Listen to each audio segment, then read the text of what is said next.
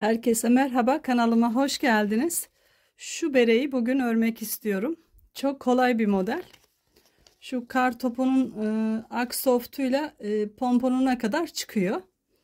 E, Kamerada iyi görünsün diye beyazla öreceğim. Yaklaşık 50 zincir çekiyorum.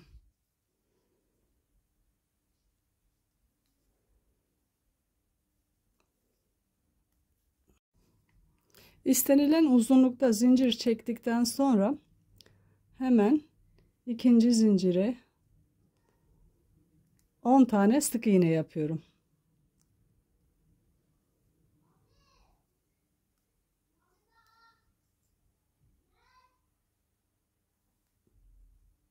Üç, 10 tane sık iğne yaptıktan sonra üstüne alıyoruz. Şöyle zincire tepesine batıyoruz. Bir kere de çıkartıyoruz. Yani yalancı trabzan yapıyoruz. Üstüne alıyoruz.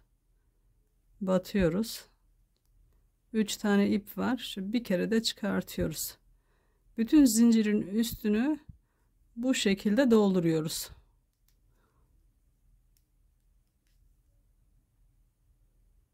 Battım. Şöyle tutup çekiyorum. Çok sımsıkı örmeyin. Biraz gevşek örün ki daha böyle kullanışlı olsun. Bu şekilde sıra sonuna kadar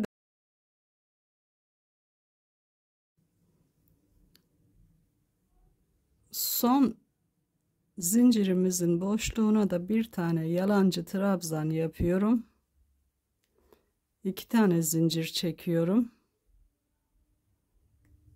Şöyle dönüyorum. Tığımın üstüne alıyorum. Şu başak şeklindeki zincir tepelerinin arka lobuna batırıyorum. Öndeki boşta kalıyor. Yani blue örüyorum bütün sırayı.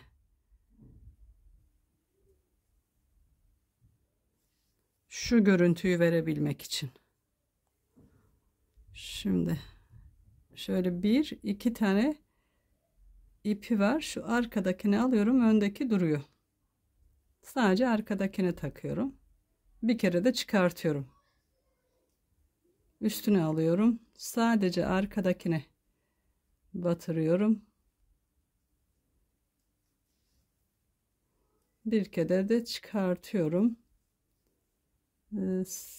Bütün yalancı trabzanların üstüne yalancı trabzan yapıyorum. Son 10 ilmeğin üstüne de aynı teknikle blue olarak sık iğne yapıyorum. Yalancı trabzan bölümünü bitirdim. Bundan sonrasını şöyle yine arka lobdan alıyorum. Sık iğne yapıyorum. Her zincirin arka lobundan alıyorum. Bir tane sık iğne yapıyorum. Sıra sonunda bir zincir çekip döneceğim. Bu ilk ördüğüm 10 tane sık iğnenin tepesine 10 tane blue sık iğne yapıyorum. Buradaki amaç ise şu şapkanın büzülecek olan tepesinin daha dar olması, dikerken kolaylık olsun diye. Siz isterseniz hepsini de yalancı sık iğne olarak örebilirsiniz. Sonuncu sık iğnemizi yaptık blue olarak. Bir zincir çektim, döndüm. Tekrar arka lobdan blue olarak, yani back lob, only back lob, sadece arka lobdan örüyorum. Sık iğne olarak 10 tane sık iğne, 40 tane de yalancı trabzan yapıyorum. Modelin yapılışı bu kadar. Bütün bir bereyi bu şekilde yapıyoruz. Eğer eliniz biraz hızlıysa bir günde bir tane bere rahat yapabilirsiniz. 10 tane sık iğneyi yaptık. Bundan sonrasını hepsini blue olarak tekrar şu arka lobdan yalancı trabzana devam.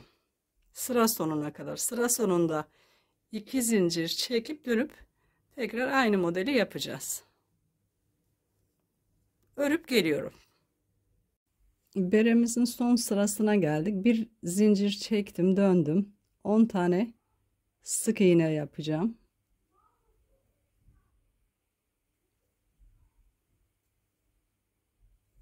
Üç, 4,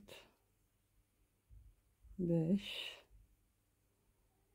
6. Hep arka lobdan yapıyoruz. 7, 8, 9, 10. Bundan sonrası yalancı trabzan. Üstüne alıyoruz, bir kere de çıkartıyoruz. Şöyle üstüne alıyorum, battım, çıkardım, bir kere de üstüne aldım, arka loba battım, bir kere de çıkardım. Şöyle sıra sonuna kadar yapıyorum. Son sıramızı bitirdikten sonra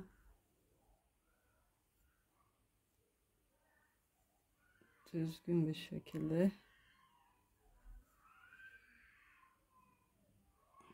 saçaklanıyor ip ya. Bir zincir çektim. Uzunca bir ip bırakıyorum. Dikeceğim bununla çünkü. Kestim.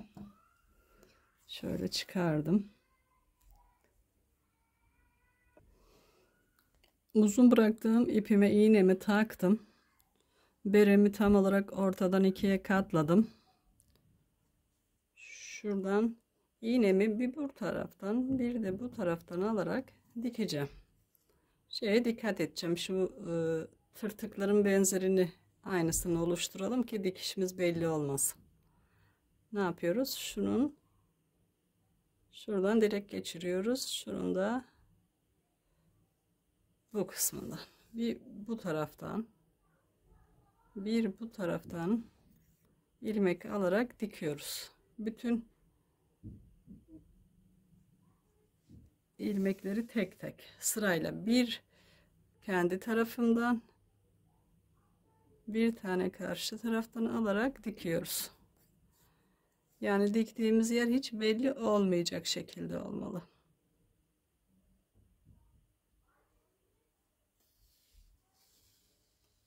Görünüyor mu bilmiyorum ama şöyle yaklaştırayım biraz. Bir tane buradan ilmek alıyorum. Bir tane karşı taraftan alıp şöyle ipim o taraftayken de ilk önce buradan alıyorum, sonra kendi tarafımdan alıyorum. Bütün sırayı baştan sona dikeceğiz. Sonuna kadar diktim. Şöyle kalan birkaç ilmeği tekrar göstermek istiyorum. Bir karşıdan, bir tane benden taraftan şu arka lobdan alıyorum. Maksat bu dilimlerinin hepsinin aynı olması, dikiş yeri belli olmasın diye. Şöyle son ilmeğimi de diktikten sonra ipimi burada iyice düğüm yapıp sağlamlaştırıyorum. Şöyle içinden geçirdim, düğüm yaptım. Sonra bu tepeyi rastgele böyle bu şekilde böyle batıp çıkartıyorum. Büzeceğim tepesini. Rastgele yapıyorum öyle bir aralardan. Çektiğim zaman sımsıkı büzeceğim tepesini. Pompon yapıştıracağız ondan sonra. İsterseniz hazır alın, ister kendiniz yapın pomponunuzu. Birlikte pompon da yapalım. Öncelikle bir çatal, normal çatal da olur. Bir parça ip kesiyoruz. Onu şöyle araya yerleştiriyoruz o ipi. İpi şu elimizde tutuyoruz, üstünü sarıyoruz. Bu ip sürekli böyle duracak. Şöyle bayağı sarıyoruz ipi üstünü. Çatalın üstünü iyice sarıyoruz ip. Şöyle ipimiz burada kalsın. Bayağı bir saracağız. Çatalımızın üstüne yeterince sarıyoruz. Büyük olmasını istiyoruz çünkü pomponumuzun. Yeterince sardığımızı düşünüyorsak eğer şu arada bıraktığım ipi şöyle sımsıkı bağlıyorum.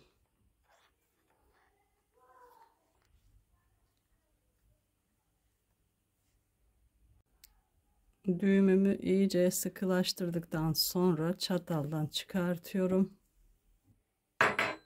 Şurayı kesiyorum.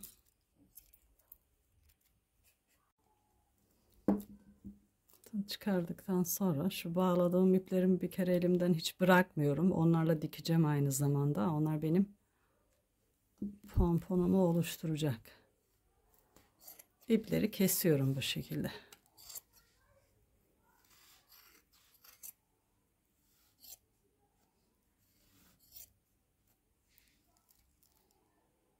Kestiğim iplerin sağa sola saçılmasını istemediğim için bir poşet serdim.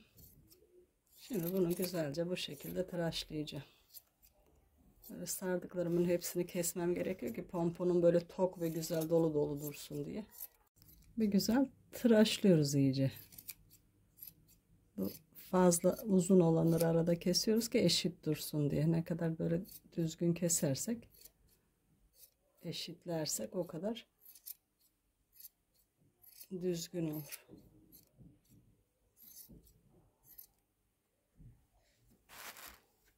Şöyle elinizle saçaklandırdık. Yine bu arada uzun kalanları tekrar keseceğiz.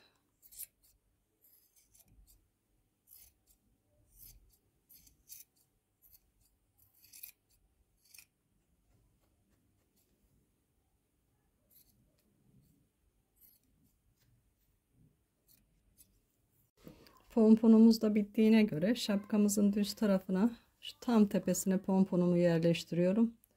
Bu ipleri içeriye alıyorum. Şöyle tığla veya iğne yardımıyla size nasıl kolay geliyorsa. Bu şekilde içeri alıyorum iplerimi. Bu tarafta iplerimi içerideki iplerle şöyle bağlıyorum güzelce. 2 kere şöyle ters çevirdiğimizde tepesinde böyle duruyor. Şöyle içeriden kalan ipimi iğneye taktım. Şu pomponumdan geçiriyorum rastgele. Çıkartıyorum. Şöyle bereye batırıyorum. Bu karşıdan çıkarıyorum bu sefer de. İyice sağlamlaştırıyorum. Bir bereden bir pompondan iyice sağlamlaştırıyorum. Şöyle fazla kalan iplerimi içeride sabitledikten sonra kestim. Ters çevirdim. Şöyle ucunu katlayacağız. Düzünü çevirdikten sonra ucunu katladım. Şöyle gözüme güzel gelecek bir yere şu handmade el işi yazısını koyuyorum istediğim renkten. Şöyle beyaz bir ip ve iğne yardımıyla dikiyorum. Şöyle taktım. Düğüm attım. 2 katlı ipin arasından geçiriyorum ki tekrar çıkmasın diye. Şöyle ucunu diktikten sonra bir sefer bunların uçlarında delik var zaten. Şöyle şu şekilde bu ucuna da alttan batırıyorum. Düğme diker gibi. Şuradan çıkartıyorum.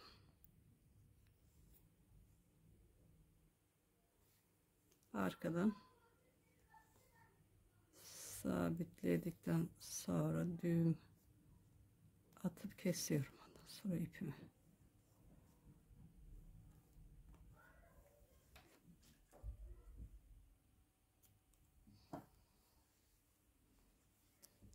Şöyle güzel şık bir bere.